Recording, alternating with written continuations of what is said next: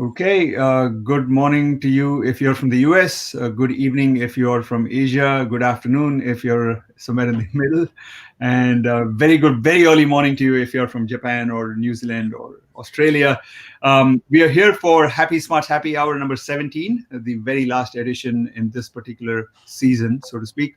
I think we'll pick it up again in about a month, maybe 2 months, I'm not sure. But it's been a very good run, and thank you all for joining us so diligently every week. There's John, there's Yasin. Thank you very much, guys. Okay, it's been a great journey for us. It's one of those things that we look forward to in the weekends, and it really peps me up personally for the rest of the weekend. Okay, and actually for the rest of the week, I really enjoy it. I think I'm going to miss it as well. But what a way to end this particular season with Vic Strecher, who's here on an encore, because a lot of you guys wanted him back. Okay, so I'm really, really pleased that he's here. Vic, thank you very much, Vic, for joining us again. It's my pleasure. Absolute pleasure. Yeah. Okay. Really fun. I had such a good time last time. Yeah. Meeting all three of you, really. All of us. Really, very special. Okay. Get centered. But one of us was a little more special than the other two, right? You're right. I'm just pulling your leg. Okay. All right. So I sent you a bunch of questions last time, Vic, and we didn't get to cover all of them. And I thought what we'd do is we'd start with some of those questions. And I have a couple here, and I'm sure that Elena has a bunch of questions too. So I'd like to start out with purpose. And you articulated so beautifully that finding a purpose in life is very, very important. And for some of us, we find out our purpose in life the hard way, as happened with you, through the loss of your own child. Mm-hmm. And others are lucky and they find purpose without anything really big and tragic happening like that, which is great if it happens. But purpose, one way or the other, is very, very important for life. Can you tell us a little bit about, and maybe you covered it last time too, but just to kind of refresh, why is purpose so important? And all the things that you can think of that are important, money, you can think of relationships, you can think of health. Okay, where would you stack purpose up? And also, how is it different from meaning? So this set of questions. Yeah, great questions. Well, so I would say, first of all, let's just go back to some of the mechanisms of why having a purpose might work. And you might start then with the definition of purpose. And I think I said this last time that I regard purpose as a goal or set of goals around things that matter most. Yeah. So often we, especially now in this society, we tend to focus on a lot of things that don't matter very much. Social media things, what Kim Kardashian might be wearing, and it does.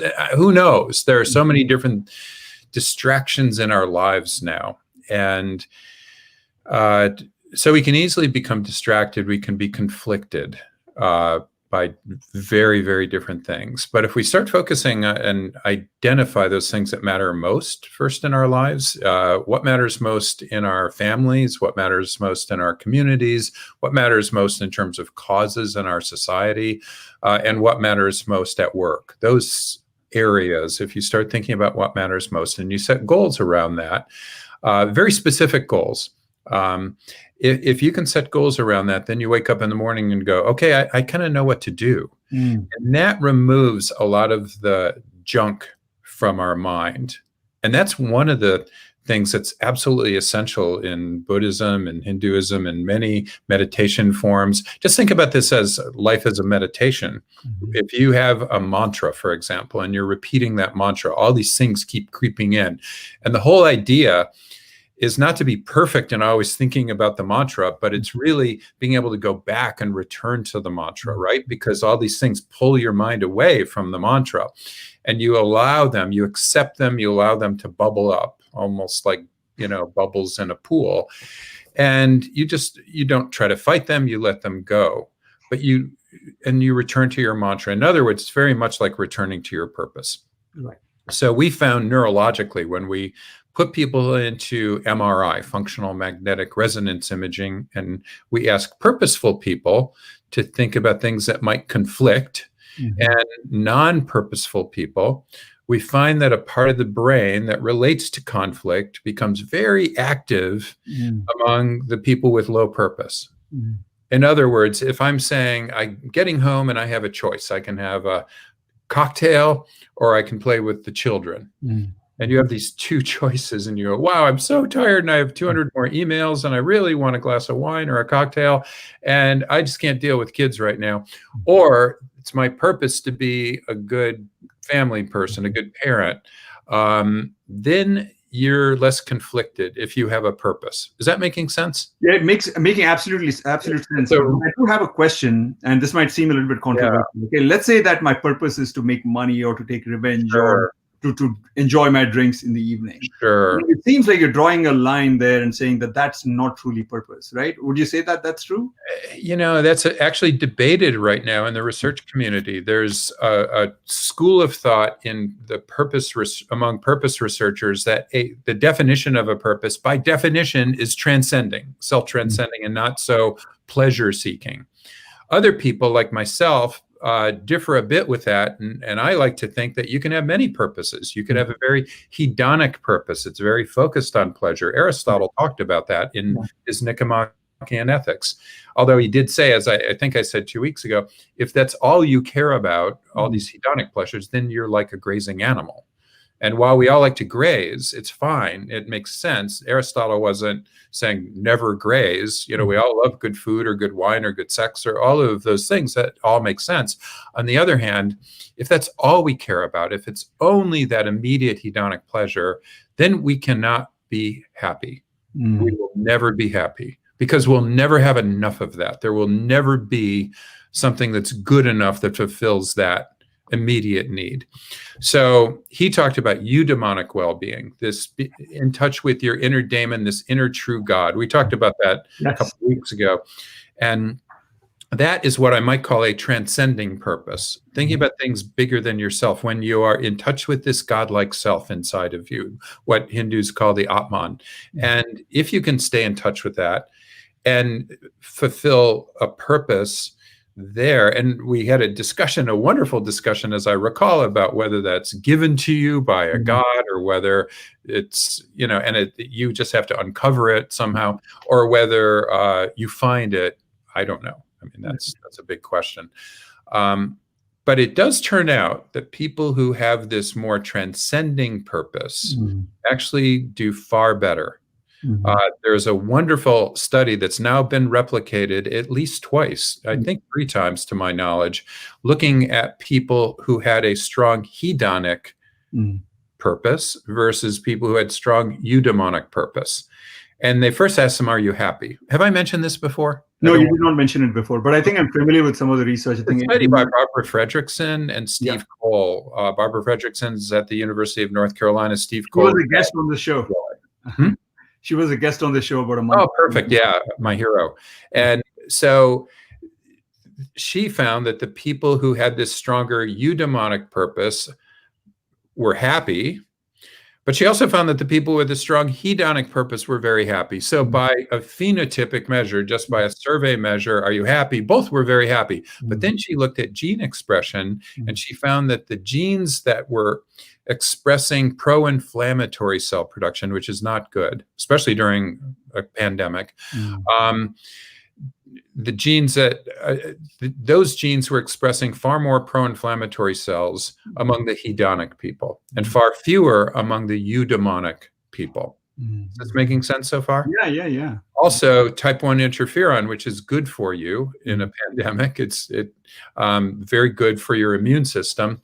In fact, they're testing type 1 interferon now, blowing it up people's noses, spraying it up people's noses in a trial to test this against COVID. But people who are eudaimonic had more type 1 interferon produced by their genes. And they also had more antibodies produced. So these are all good things. In other words, the eudaimonically well people, these transcending purposeful people, were 180 degrees different than the hedonically purposeful people, even though both said they were happy. So you can be happy either way, but in terms of health, in terms of your longer term well-being, it does seem like being eudaimonically well is far better for you. Okay, so would this slight modification to your definition of what purpose is then be acceptable to you, which is that set of goals or sub-goals around what is most important to you? Okay, that's what purpose is.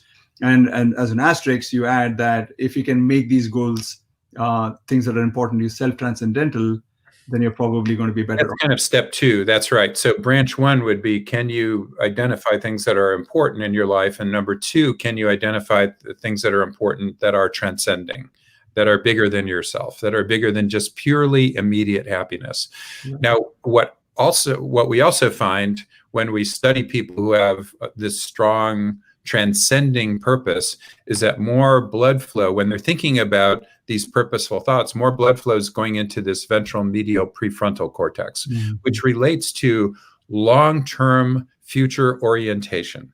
That's really important. Long-term future orientation means, just for example, if I'm a smoker, I might smoke because immediately I feel this really nice rush and I feel my muscles relaxing and I feel a little bit of buzz in my brain and, some good things, or maybe I feel cool when I'm doing this.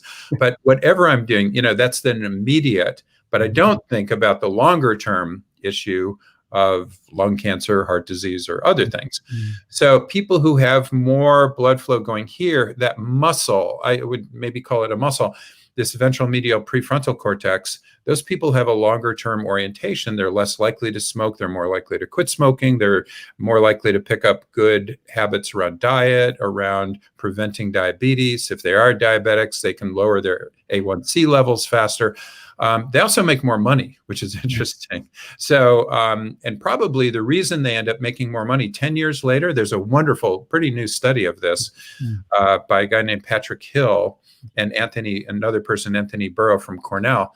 They found that over 10 years, the people with a stronger purpose made more money and they had higher net worth over time. And they hypothesized it's because of this future orientation.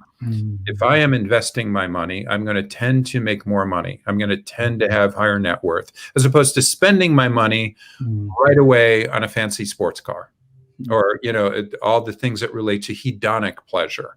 That makes sense? Yeah, it's really wonderful. So guys, purpose is very, very important. That is the bottom line, not just in terms of knowing what to do in the moment and not be distracted by things that are relatively trivial in your life, but even in terms of long-term success.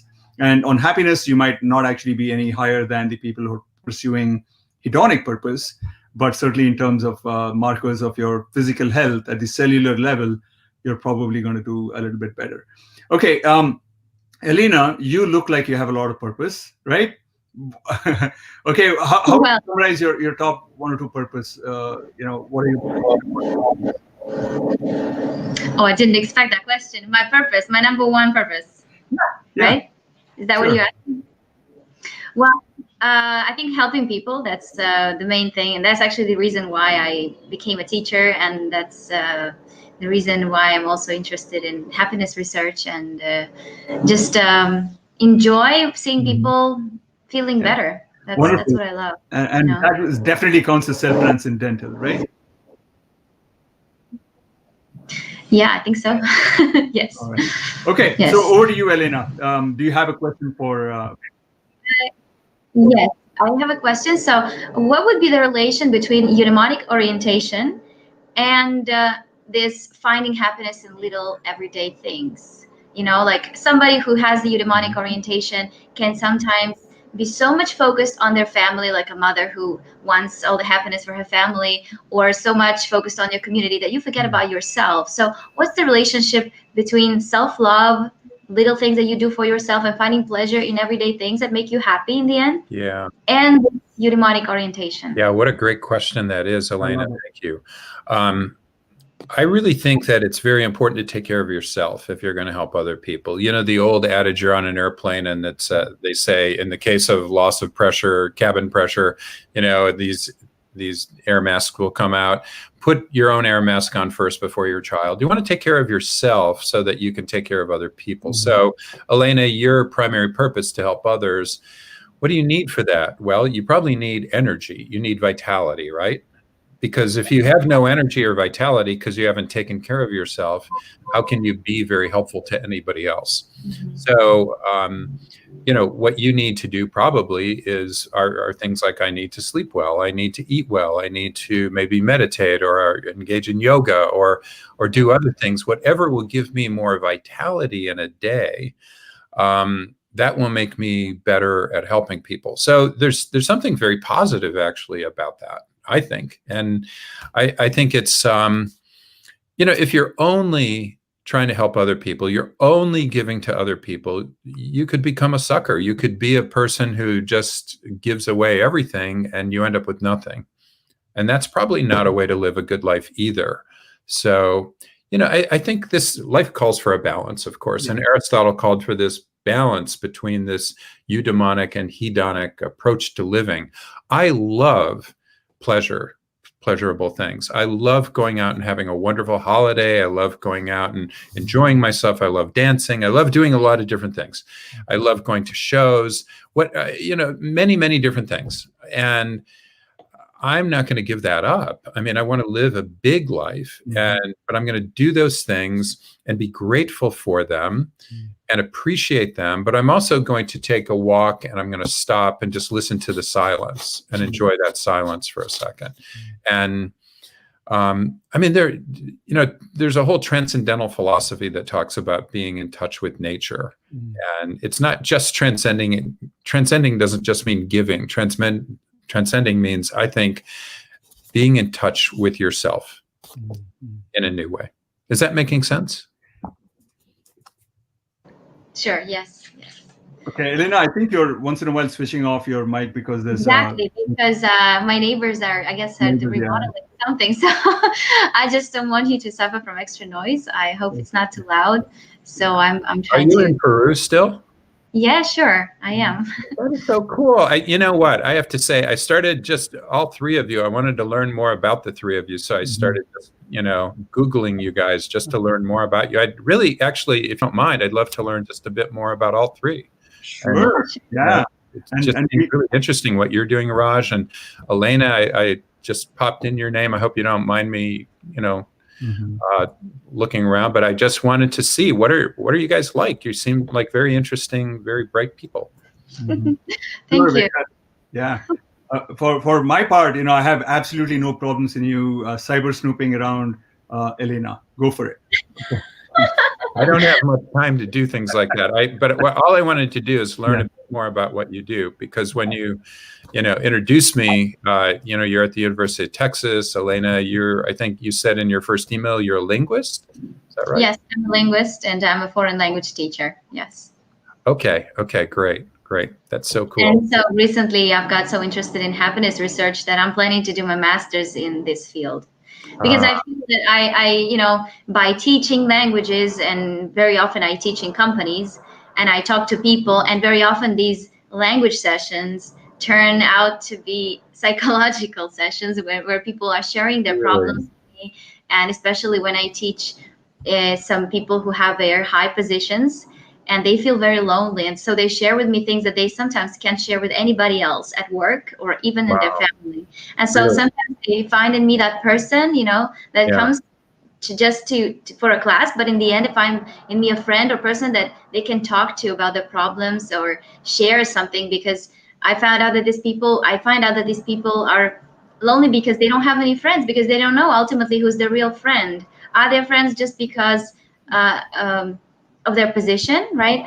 Are people interested in them because of their position? And are they really their friends? So sometimes they just say, I don't know who's really my friend, and I don't know how to make new friends, because when I make new friends, it's usually because of work. And so people are interested in who I am, and then how much I earn and what I have. And so I found that some of my students told me that I helped them with their personal problems, to spend more time on themselves and their family, or solve some issues, or just talking, and having somebody who listens to them was helpful. And since I have always been very interested in psychology, and my degree also included some psychology courses, I felt that I was doing actually two things in one, not just teaching the language, but also helping them. And I really enjoy that. And I had always had this intention. I wanted my classes to make people feel better. So I wanted them not just to learn the language, but also have better mood. And because I believe that with positive emotions, you learn better as well. So I intentionally was providing this very comfortable climate in my class. And so I saw that I wanted them to feel, happy and relaxed and forget about their stress and work problems and everything. So that space would be just, stress-free space, just with positive emotions. And so the learning was going better in those conditions. And they also would open up, and people would just, talk about, and because language teaching implies talking about different things, it's just a tool, right? The language is a tool. So this is how I came to happiness research and all of these topics. And so I found that I want to continue also in that field. So it sounds like you have a very strong purpose through your work, or a set of purposes through your work. And when you first said helping people, that's a big general kind of thing. I'm here to be a helper. But when you're thinking about I'm here to be a helper at work, you started getting very specific about that and very authentic in my mind. So it does seem like then moving into happiness research would make a lot of sense, and thinking about how you could help other people through their work become happier. If that makes sense. Yeah. So what I really found with Elena, I've had the good fortune of hanging out with her quite a bit. She came to India. I invited her over, and we did something called a happy camp. It was a very exploratory thing. We wanted to do it in a more kind of open way, inviting everyone this year, but unfortunately the pandemic hit. But the idea is to go to the Rann of Kutch area in India, which is, you can Google it. It's in the west of India, very close to Pakistan. In Gujarat. It's like salt flats. It's very stark. It's beautiful. It's like almost like a moonscape. Wow. And you just pitch tents there, and against that white, stark kind of moonscape, when you wear colorful clothes, it just kind of sticks out. It looks beautiful, absolutely gorgeous. Sounds amazing. Yeah, we can share some pictures with you later on, and maybe on Facebook, you can put up a couple of pictures. Okay. But so I had quite a few conversations with Elena, and she's so good at really listening, and getting to the root of what your issues might be. And part of that, I think, is that she also shares her own vulnerabilities and things like that. So it's right that she has this large purpose, which is very abstract, which is to help people, but then broken down into a specific way in which she uses her talents, right? Language skills, for example, or understanding of psychology. But underneath it all is the ability to connect with people, which is something that, I don't know, whether you're born with it or not, or you can actually kind of build. I'm sure you can kind of nurture it and build on it, which kind of leads me to a question. The purpose is good, and transcendental purpose is even better. But it seems like, you also need to align that purpose with some inherent skills and talents and strengths, correct? Yeah. And that's what I would call being purposeful. So, if you think about your purpose, that's fine, but that's not enough. Just having a purpose doesn't mean, okay, now I can stop. I've got this purpose, so good for me. What it means is that then every day you need to apply this purpose to those things that matter most. And how do you do that? So tell me if I've mentioned this before, but I regard this purpose almost as the internal workings. And Elena, who took my class, this online course that I teach, I think understands these would be called what I call B goals. So I am here to be a good father. I'm here to be a friend. I'm here to be a good teacher. I'm here to be a scientist. And so those are B goals. And if you put all those together, that can form your purpose.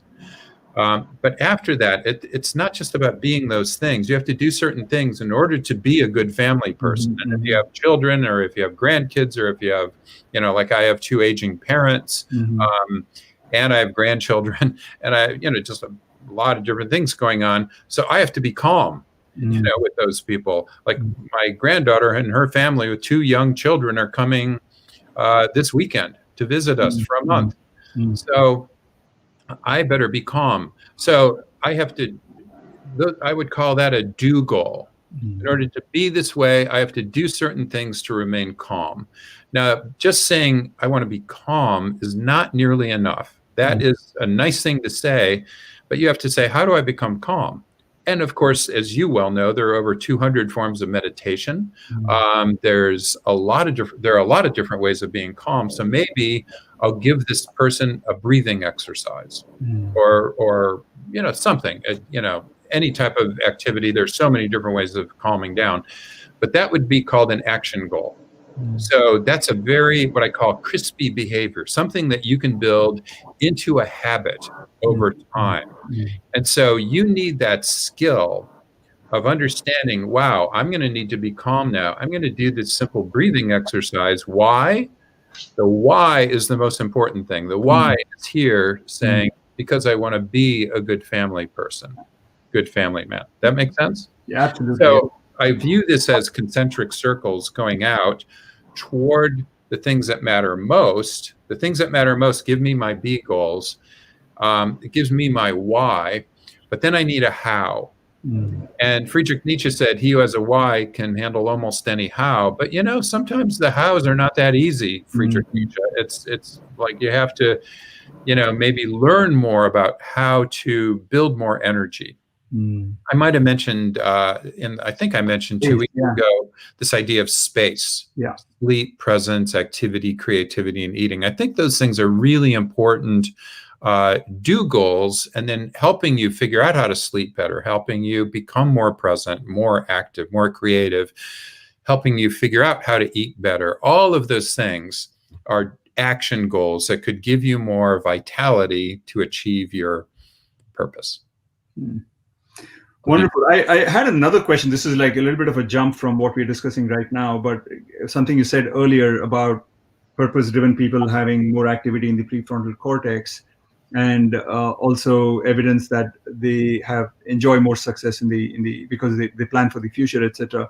Does it necessarily mean then that they're not going to find it easy to be in the moment? It seems like if you're kind of like in the future and you're planning, you may not be able to kind of really be present. And I don't know if that's just a conceptual contradiction, but experientially it does not work out to be that way. You know why I like being on this show? Why? Because of all these amazing hard questions. It's a really hard question. I'm not sure I have a good answer to you, because often I do know people, including myself, who are sometimes thinking down the road all the time, thinking about the future. And then somebody like my wife needs to say, you need to stop and be present here with me. You need to engage with me, that sort of thing. You need to be here and now. And that's so important to do when you often like to think down the road and in the future. So I don't have a great answer for that, other than I think it's really important to be present and here and now and experience your emotions at the very moment, rather than always thinking about the future. Yeah. I mean, one way to look at it is that, you got to be in control of what your mind is doing, right? And if you if you have a purpose, you certainly have this long-term vision for how you want to be or how you want the world to be, and you're working towards it. And if you do put in that effort, then maybe it gives you that sense of confidence or satisfaction to allow yourself the liberty to be just in the present, and enjoy the pleasures. Do you think that a really fulfilled person, or a person living a very whole life, can be very present and at the same time have this future orientation? It's a hypothesis I have. I have a very even more specific hypothesis. I do think that a person who's living a life aligned with their values, and particularly if those values are self-transcendental, then they're actually going to be at greater liberty to enjoy the pleasures of life, whatever pleasures life gives them, because they feel at some subconscious level that they've earned it, they deserve it, and and there's no guilt or anything like that that's pulling them back, and just they can partake of the pleasures as God's gifts, if you will, to them. So that's a hypothesis that I want to test out at some point. But I do feel that. Raj, I was, learning more about you as well. Learning, you're in the business school. Yes. And tell me how this relates to, this happiness project you have relates to business. It doesn't. Oh, really? Oh, I don't know. I think it really does, doesn't it? Yeah. Okay. So people who are on the show probably know this because I've talked about it quite a bit across various forums. But basically, I started out in the business school because that was the thing that my parents wanted me to do to be successful, and society wanted me to do. And I was always very interested in happiness, though. And I just at one point thought to myself that if all the knowledge that we are imparting as professors, as educators to our students and various stakeholders in the end don't translate into a better life, more meaningful life, more fulfilling, happy life for them, then there's something missing in the picture. And so I wanted to kind of talk about happiness in a classroom, and I would do it even in my consumer behavior classes. Okay. Oh, do you teach consumer behavior? I used to, but now I more or less only teach happiness courses. So that's what psychology anyway. There is something in common: psychology of human behavior, consumer behavior, right? Absolutely. Yeah. Surely an understanding of psychology is very, very foundational to both. And then I actually made that kind of a big leap, if you will, to actually offer a course on happiness, which was kind of a little bit anxiety provoking for me because, as you rightly pointed out, people don't associate business with happiness, you know. So when I put the course together and I asked my dean if I could do this, you know, I'm really, really grateful to be in a school in which there's freedom, there's academic freedom to teach what you believe is the course that you want to teach, and you believe that students would be interested in it. I think that they were somewhat skeptical that the students would be interested, and I think everybody, me included, was somewhat surprised at the amount of hunger there was for the topic. Even the very first time that I taught it, I had a waiting list. Well, you know Jane Dutton at the University of Michigan and Amy Wisniewski now at Yale, but she was at Michigan. Yeah. And they talk a lot about the concept of job crafting. In my job, no matter what the job is, I can craft a purpose and direction from that job that makes it meaningful to me. So I engaged in job crafting. I used myself as an example of that. Yeah.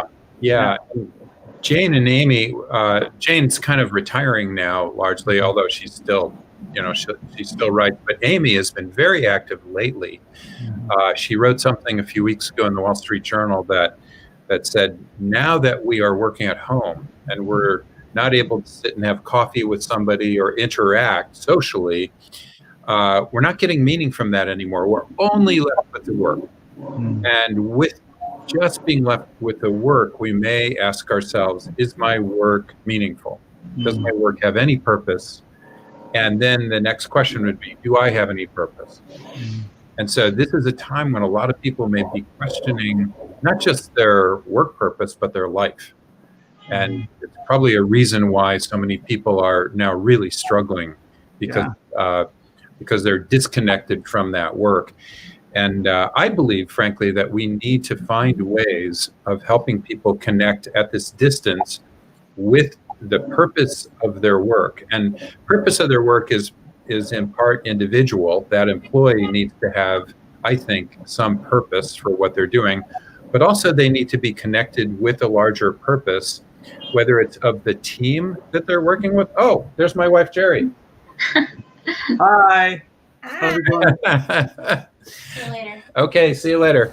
So isn't that neat? Like when we're on these kind of things, it becomes more informal, doesn't it? Yeah. Never know who's going to pop up. So I think that you need to be connected with your team or connected with your overall company purpose. And so often, like, do you know, Raj, the purpose or mission statement of the University of Texas? I happen to know it, and I only know it because don't. Was that? Most people don't. Most people don't. And I wouldn't have known it until I started teaching. And the core purpose of the University of Texas is to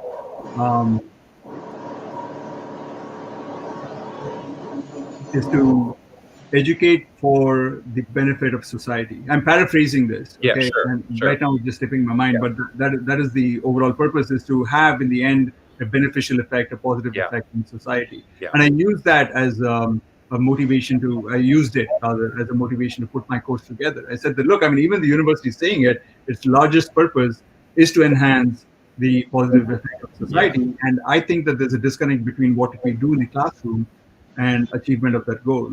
And I want to kind of directly talk about that goal. Yeah. Raj, and do you think it would have been possible in India? This Sorry? job, do you think it would have been possible if you taught in India? Would they have accepted this?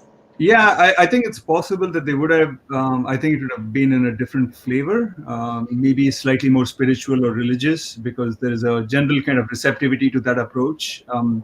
May not be as receptive to a scientific approach, I would say. But Elena, I think you know this, right? That the Coursera course was offered through the Indian School of Business. Okay. Yeah. At that time when I offered the course, I actually had the opportunity to offer it both through the University of Texas and through the Indian School of Business. And somehow the University of Texas did not think that it was a good idea at that time. Of course, they changed their mind later, and then wanted me to offer the Happier Employees course through the University of Texas, which I did subsequently. But so I short answer to your question, yes. As it turns out, the Indian schools, at least Indian School of Business, was interested in the topic. I just find in my experience, Raj, you probably have a lot more experience, but I find that having worked with many corporations, that so many people within corporations lack a meaningful purpose in their lives and really struggle. They work so hard. They've worked so hard to go through an MBA program, a top-notch MBA program, and then start climbing up that corporate ladder. And then they find such emptiness. And after a while, they find themselves, in a country club, and they're making a lot of money, and they are golfing, and they're, on some board or two, but they're not really finding much purpose in their work. You don't get them talking about in an excited way what their work does for them or what they do for people, this transcendence. And I think that's endemic in our country now. And one of the things I'm trying to do is help people find purpose in their work, in corporate America as well as other smaller businesses. So let's talk about that. Teams. Sorry to cut you off, but I want to talk a little bit about it. You have this center called Kumanu, I think. Is it how it's pronounced? Kumanu. Yeah, it's Maori for nourish and cherish. That's. Sorry, say that again. Maori, the New Zealand. Yeah, from New Zealand. Kumanu means nourish or cherish in Maori, and so we liked it. Okay, so can you tell us a little bit about this? Let's say that an organization comes to you and says that, look, we have problems of low engagement, people are unsatisfied, right? Coming in, being productive. We have a lot of turnover in terms of people leaving the company and going elsewhere. What would you recommend, and what are your determinants of purpose, and how do you track it, and how do you enhance it? Just give us a summary of that. Sure. Well, we actually do this with a lot of companies, and we find that many companies, many people in many companies, especially right now, are quite depressed. Depression is very, very high in some of the most elite corporations in the world right now. And I won't name names, but it's just really, really difficult. Stress levels extremely high. Levels of loneliness, we were talking about that before, very, very high. And one of the things that I try to do is begin, once again, by identifying what's important in their life, what's important in their work. What are those things that are very, very important about their work? And then trying to set a goal around that. It could be their team. And by the way, when we've done some statistical analysis, we do like a cluster analysis looking at different purposes and words people use in their purpose. We use machine learning and a bit of artificial intelligence to break out different clusters of work purposes. And we find that some people are very focused on their team. So that's what they're focused. They're talking about their teammates or their team and how they want to build something with that group. That's great. There are other people who are very focused on the corporation or the larger entity. I'm here for that group. There are people there for their own personal growth. They don't really care about their team. They don't care about the corporation. They care about growing within this. There are just hyper achievers. All they want to do is climb the ladder. They don't care what company. They don't care whether they grow themselves. In fact, they are the least interested in personal growth. They're very interested in just becoming wealthy and climbing the corporate ladder. Then there are other people who are there just to make money. And there, How do you assess these, Vic? I mean, people are honest enough to tell you that this is what I want? well, we ask people, we have an app, and the app is called Purposeful. And in this app, we ask about their work purpose. And can you define a work purpose? And, we find that when we break them out they cluster pretty easily, actually. You can identify these kind of people. But what's really interesting to me is there are these people we would call transcenders. They would say something like, I am here to produce products in my company that help mankind. And that's what they're into. They don't care what company they're working for. They don't even care what team they're working on. They don't care about their own growth. They care about humanity and whatever it is, building a product that does that. And of course, there are combinations of people, but we find that those different people have very different levels of happiness, very different levels of like whether they're staying and whether they're engaged in their company. So I think once you understand, if you're a manager, once you understand what the purpose is of that person, maybe you can work with them better. We're still exploring that. But yeah, Kumanu has an app. We have a digital app. We have a dashboard that helps people, like a manager, HR manager, identify, not at an individual level, but at a group level, what the sentiments are, what the emotions are over time, what the purpose clusters are, how they're changing over time. And we give advice. We do workshops and consultation. So yeah, right now it's actually growing a lot because this is so important. Yeah, sometime back we had Nick Marks on the show. I don't know if you know of him. He has this. That name is real familiar. Yeah. Friday Pulse. He's based out of the UK. And does very much stuff along these lines. And you might want to check him out. I'd be happy to do a intro thing with you guys. You're doing this yourself, Raj. Yeah, I'm not that much into consulting, actually. If I get pulled into it in the future, so be it. But right now, I'm not doing a whole lot of that. Yeah, we're not so much. I'm not I didn't create a consulting company so much as a technology company that required, more consultative pieces to it. You can't just throw an app out in a company and go, okay, now, you've solved your problem. You really need. I mean, I really admire your bandwidth to handle so many things. Good for you. I appreciate that. Well, I have a lot of vitality. That's good. Energy, space. Yeah. Space, exactly. Turning 65 this year, and I figured, wow. 4 years do I have to do something? And I figure maybe another 15. I'd love to work until I'm 80, at least. And, I hope to work for the rest of my life. But I think maybe I can be productive until I'm at least 80 years old. And yeah, so I lost 32 pounds this year. And just because I felt I needed to I was starting to get travel all the time, and I was starting to get fat, and I just said, wow, I need to work out more. So I do a mountain bike every morning of 10 to 15 miles, and I do this yoga class it's called Yoga for the Inflexible. It's perfect for me. So it's during the pandemic that you lost all this weight? Yeah, I decided that was another reason to do it because, being in a school of public health, I try to identify risk factors. And I think a big risk factor is weight. So I wanted to make sure I could drop some pounds, especially, getting a bit older. I wanted to make sure I could lose weight and not be overweight and old. I think that's a huge risk factor of dying of this disease. I have a question. I don't know if you have any research on that, but do you know if people who work, who are self-employed or who are freelancers, are more interested in, or probably it's easier for them to have their own purpose in life, to define their purpose in life, rather than people who are employed? Do you have any information about that? I don't. And I'm guessing there is some data, but I think that's a fascinating question because I do think that self-employment or employment in a small team probably makes it much easier to have a purpose and direction in your life. So I regard that. I love startup businesses. I've had 2 now. This is my second one. And there's nothing more fun. There's nothing more engaging as working in a small team where you're just all so engaged in a purpose.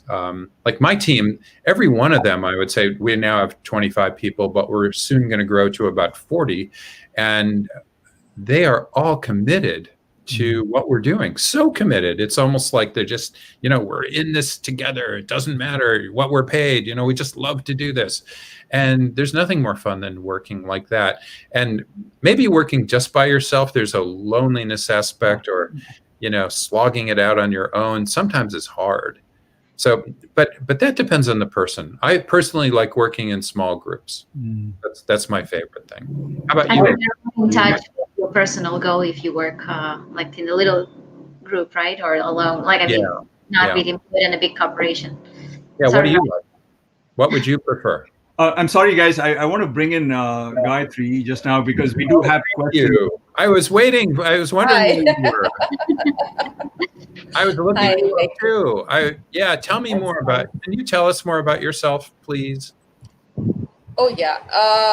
I did my master's in psychology, and I was searching for my purpose, and it has always been there that I wanted to help people learn through experience and help themselves. So it quite resonates like what Ellie talked about, wherein people who just come and start speaking to me, and then they start realizing, oh, why did I say all these things to you?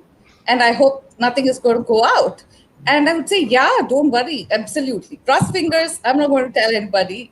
And people find that solace when they speak to me, and they say that I always generate positivity.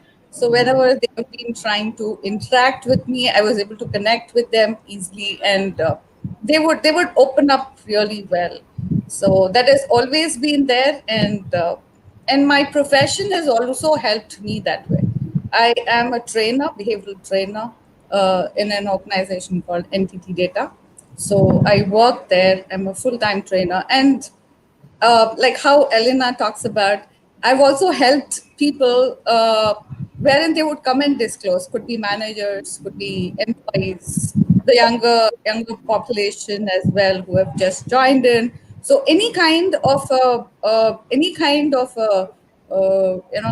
pain points that they have, so they immediately try to recollect that I'm there, and they would come and spend few moments with me so that they feel a little relaxed. So that way, happy enough that I've helped so many people to help themselves to stay away from broken marriages, to overcome suicidal thoughts, or to name a few of it. So that has been a strong purpose of my whatever I've been trying to do. Or even guys, sorry, Gayatri, I just wanted to put in a little bit of positive words for you. I met you maybe about 5 years back or something like that when we had this reunion in India, because of my Coursera course. I don't know, Vic, if you've actually had the chance to kind of travel around the world after your course got launched and, had meetups with students or learners from around the world yet. Yeah, my course, by the way, first I want to say thank you for letting me know what you're doing, Gayatri. You and Elena seem so connected in the fact that you're probably both very, very good listeners. You're very open, and you're interested in what that other person says, so they're more likely to open up to you. You're both very gifted in that, it seems like.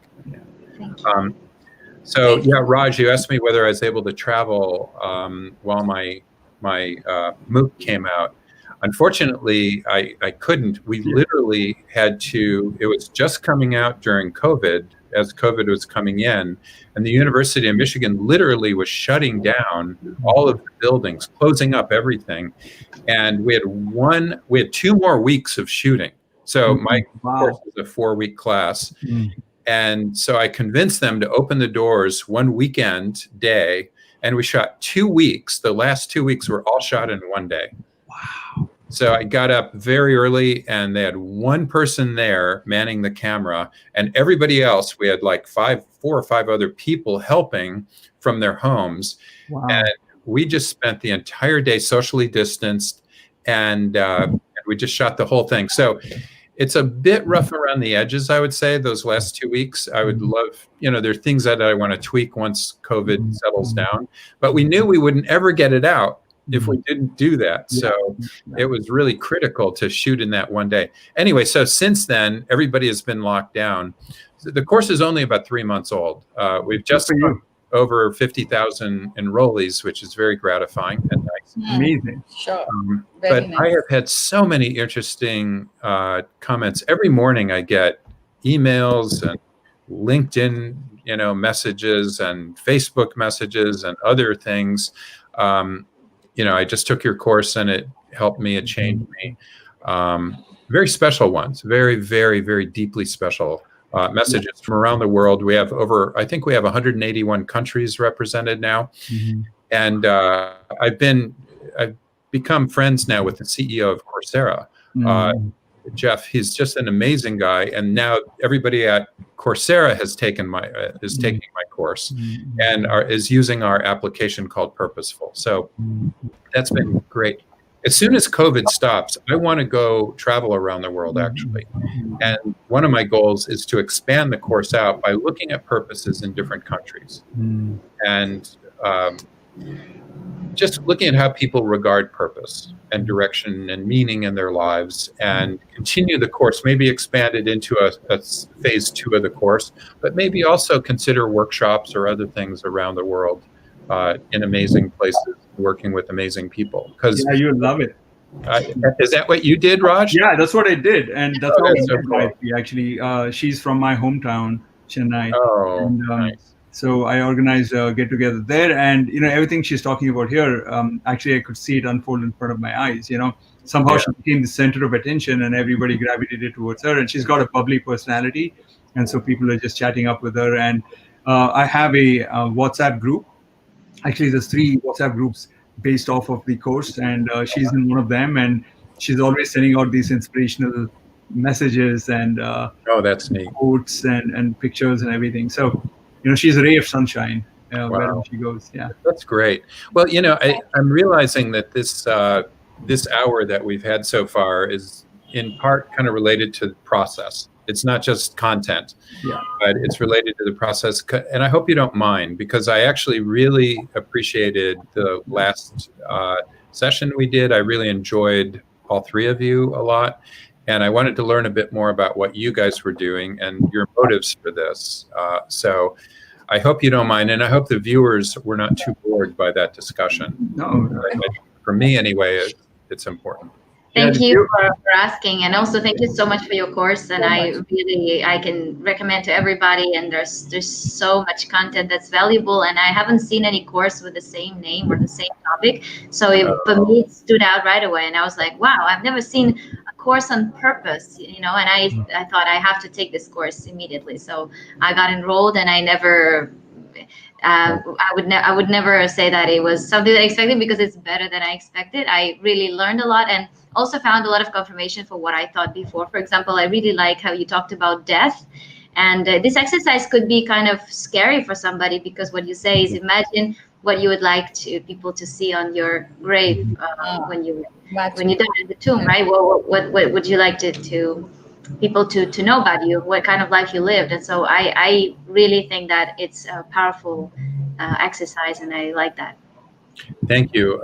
Elena, in fact, if you don't mind, I know we don't have too many minutes, but you live in Peru. Would you say that attitudes about death are different there? I mean, do they have, for example, a Day of the Dead there? I know they do in a lot of Central American countries. And that's quite different. That's a very different way of thinking, where you actually embrace the dead. You put out food for them. You dress as skeletons. There are a lot of parts of that are very interesting and very different than the way I was brought up, which is only fear death. Well, here people are very religious. It's true, very, very religious, more religious than in my country, in Europe, I think. And I haven't really noticed like the people are celebrating death, but I find that people here are very humble and very open to things. So they're more spiritual as well. So they look at things and they say, it's just like it's like a transformation. So the person is still there, and the soul is still there. So they try to be positive in general about death. Interesting.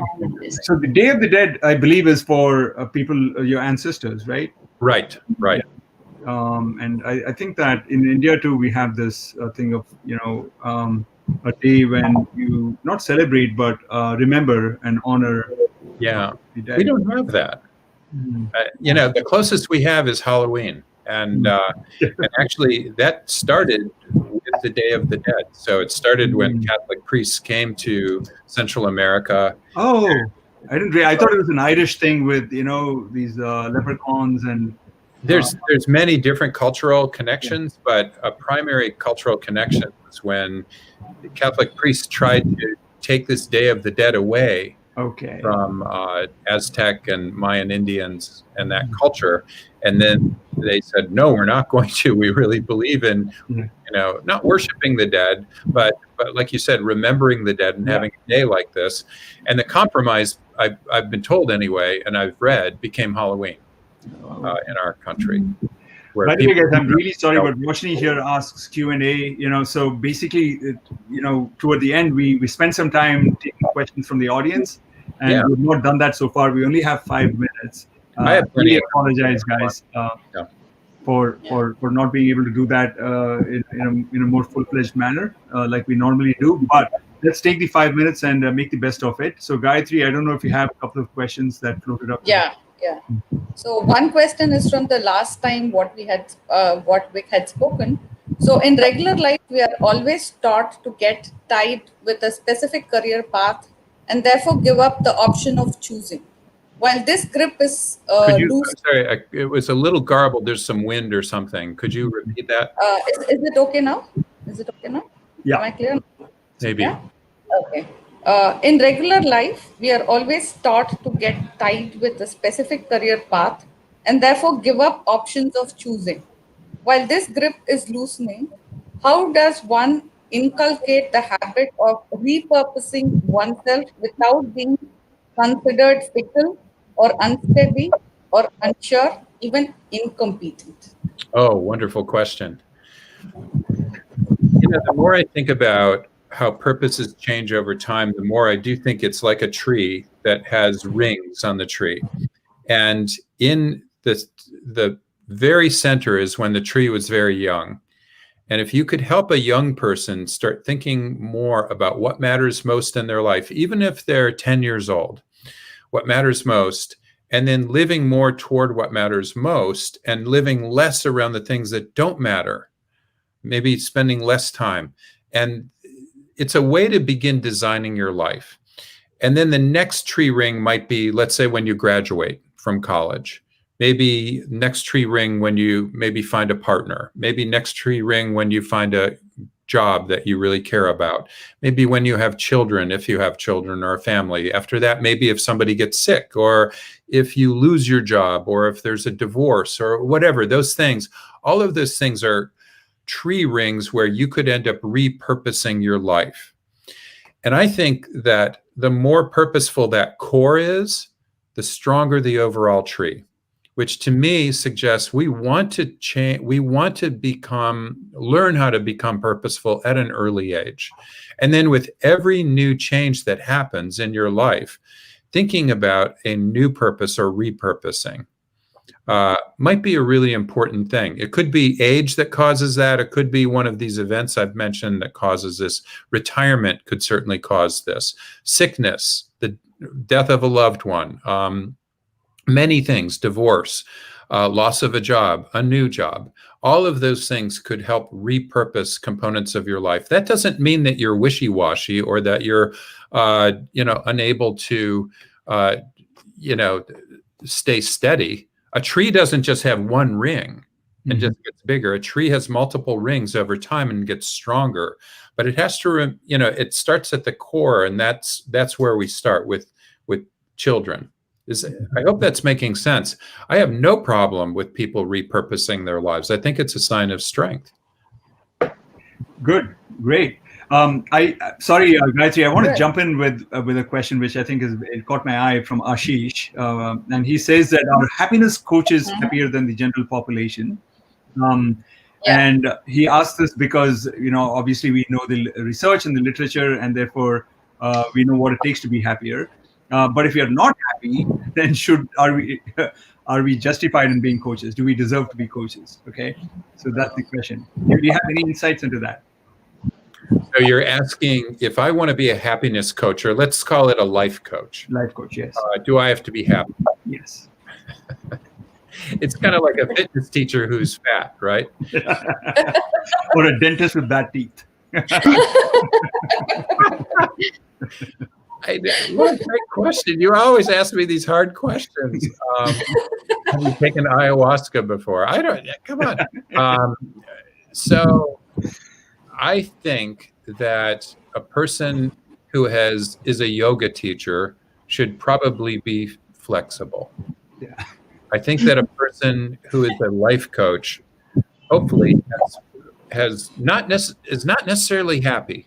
Yeah. But understands how to become purposeful.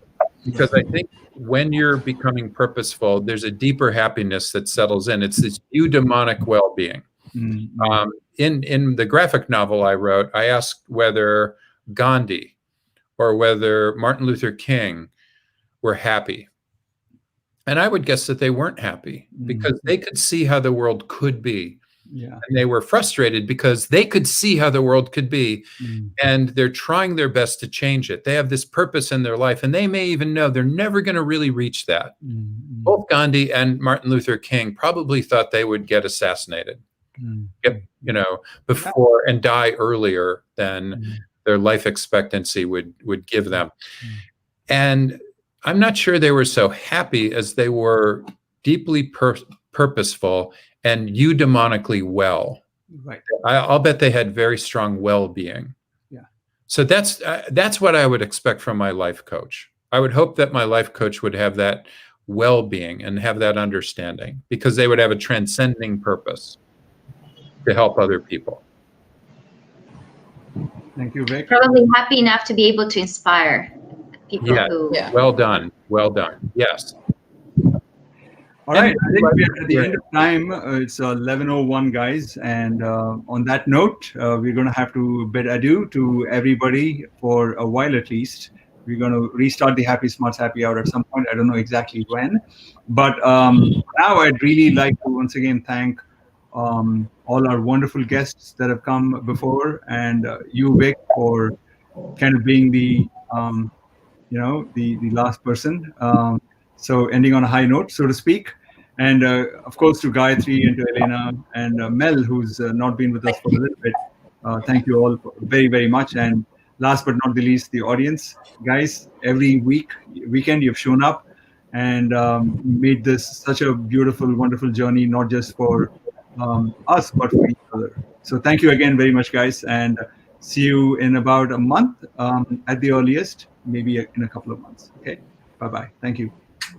Bye. Take care, my new friends. Bye. See you. See you.